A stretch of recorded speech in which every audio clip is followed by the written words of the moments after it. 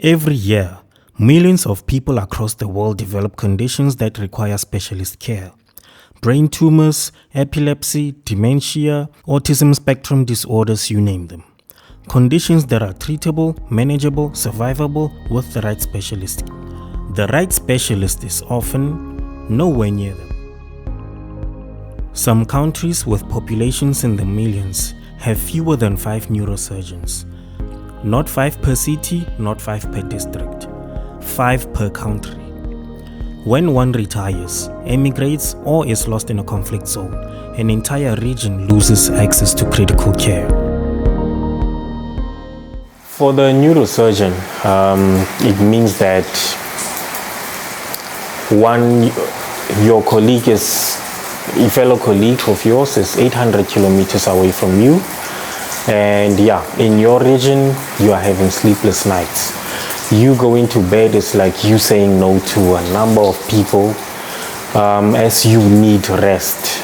But then that rest comes at a huge price. It comes at a high cost of people's lives, families affected by those close to them that are going through a number of these, mentally challenging, disorders.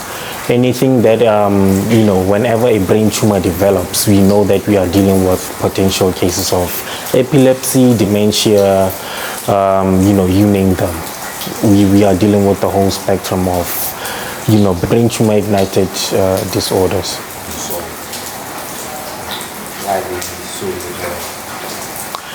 Flying specialists, this is a temporary solution, of course, but flying in specialists from other regions is quite expensive. That's a cost on its own. Then getting the specialist to come and do the job, that's something else on its own. So it's a temporary solution that is quite expensive, and it's just a temporary intervention for a particular region for certain people who the specialist is able to attend to at that time. So there isn't transferable knowledge from the specialist to the general practitioner in terms of, the know-how and getting them into that environment that speaks to a particular situation of a neurosurgeon, engaging with all the right data, the telemetry that is in place, the right instruments, and just doing that, just the know-how on how to go about dealing with brain tumor cancerous cells developing in an individual. So it's quite challenging. 8 missions send surgeons for weeks at a time. When they leave, the knowledge leaves with them. Scholarship programs and local doctors are brought to train. Some return, many don't.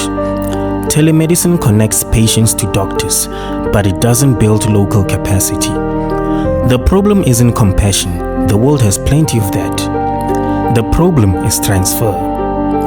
How do you take what a specialist in Tehran or London or Johannesburg knows and give it permanently to a doctor in Lusaka or Harare or Aleppo? Virtual reality and augmented reality. It comes in place in terms of now trying to curb the costs of flying a specialist from offshore into the country.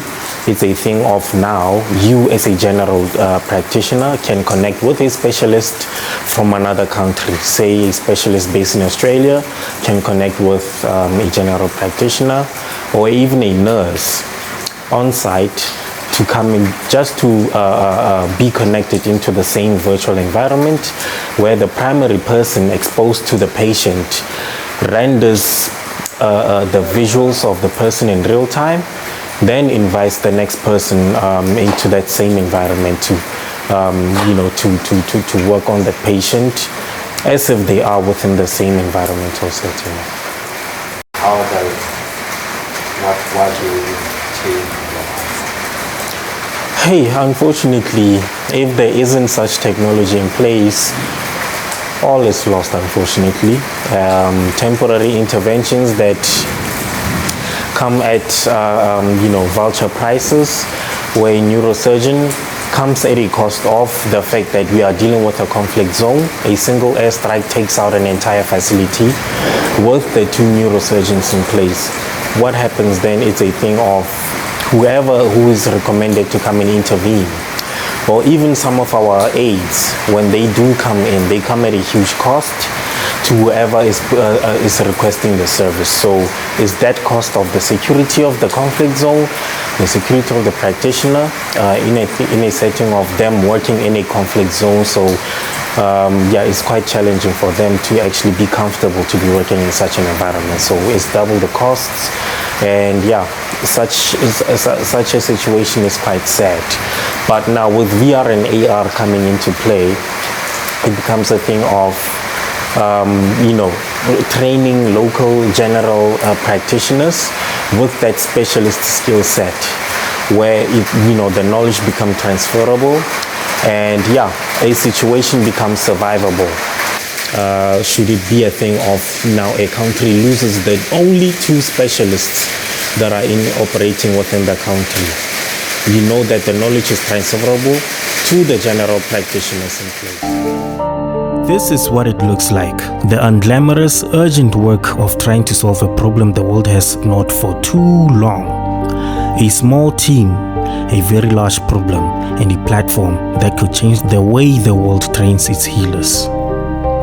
The goal is not to replace the specialists we've lost. It's to make their absence survivable, to make sure that the next generation of doctors, wherever they are born, wherever they practice, inherits the knowledge of every specialist who came before them.